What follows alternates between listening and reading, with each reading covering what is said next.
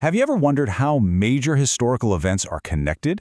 Well, today we're going to trace an absolutely incredible and honestly terrifying chain of events.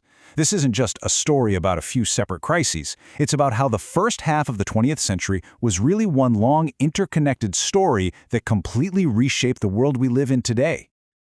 So here's the big question that sounds almost impossible, right? How could one single assassination, one gunshot in 1914, possibly lead to the atomic bomb? We're going to follow the dominoes, one by one, all the way from that street corner in Sarajevo to the nuclear dawn over Japan, just 31 years later. It's quite a journey. Okay, so to really get it, you have to understand the setup.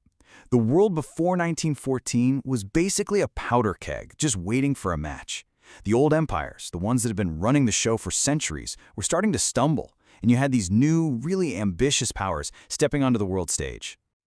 And you can see that tension right here. On one side, you have these old empires like Spain and Russia suffering these, humiliating defeats. But on the other side, you've got the United States emerging as a major player, and maybe even more shocking at the time, Japan defeating Russia. That was a huge deal. The first time a modern Asian power had beaten a European one. The whole global balance was shifting under everyone's feet. So the main thing to take away from this is that the world was not stable. Not at all.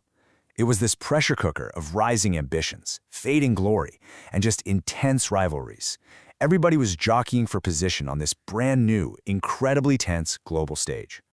And all of that tension, all that rivalry, it just needed one tiny spark to set the entire thing on fire.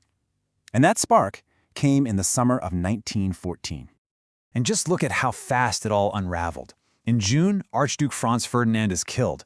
By July, this ridiculously complex web of military alliances, which was supposed to keep the peace, by the way, starts pulling country after country into the mess. And by August, almost all of Europe is at war. One assassination ignited a continental catastrophe. And this was a war like no one had ever seen. It was industrial, it was mechanized, it was brutal. We're talking trench warfare, machine guns, poison gas. The human cost was just staggering. Over 16 million dead. An entire generation of young men was practically erased. Now, in the middle of all this chaos, another huge domino falls. Russia just implodes. Vladimir Lenin and the Bolsheviks seize power. They create the world's first communist state, and they immediately pull Russia right out of the war. This single event would set the stage for a totally new kind of global conflict for the next 70-plus years. So finally, in 1918, the fighting stops. The guns fall silent. But the world that climbed out of those trenches was broken. The war to end all wars was over. But the peace that followed, well, that would turn out to be just as destructive.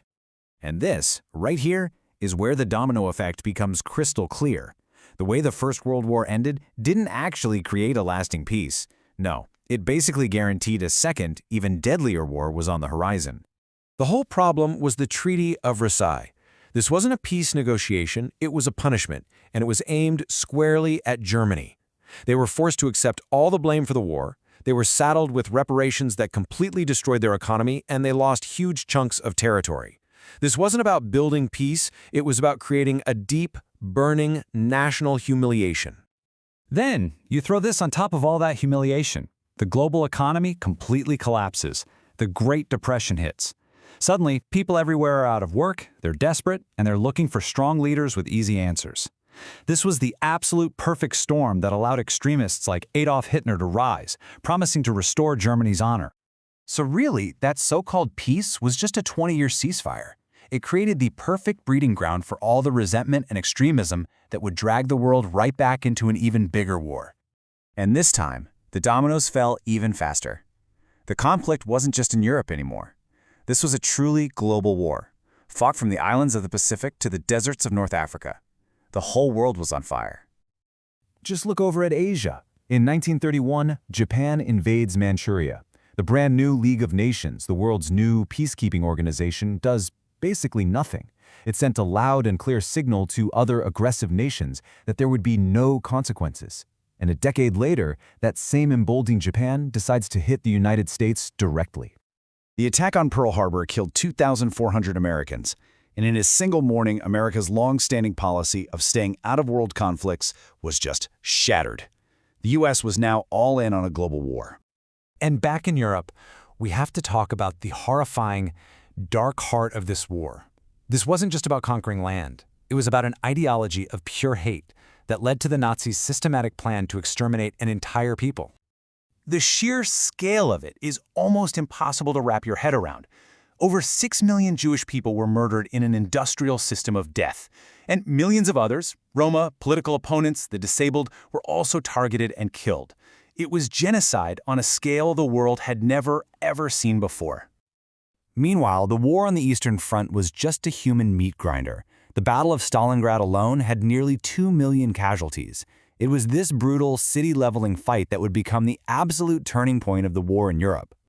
After Stalingrad, the Nazi war machine was fundamentally broken. They never recovered. They would never again mount a major offensive in the East. From that moment on, it was a slow, bloody retreat all the way back to Berlin. The tide had officially turned. So, with Germany defeated, the war in Europe was over. But the war in the Pacific was still raging, and the final domino to fall wouldn't just end the war, it would change the very nature of human conflict forever. And the end came with blinding speed. August 6th, the first atomic bomb hits Hiroshima. Just 3 days later, the second one hits Nagasaki. Facing this weapon of unimaginable power, Japan surrendered. The Second World War was finally over. But here is the final, terrible irony of this whole story. The very weapon that ended the world's deadliest conflict also unleashed its most terrifying one. It stopped one war, only to immediately kick off the next. The Cold War, a 45-year global standoff under the constant shadow of total nuclear annihilation. So there you have it, from a single assassination to 2 world wars to the atomic bomb, a clear, devastating chain of events. It just goes to show you, history isn't random, it's a series of dominoes, which of course leaves us with a pretty critical question to think about. What dominoes are falling today, and what new, unforeseen era are they about to set in motion for us?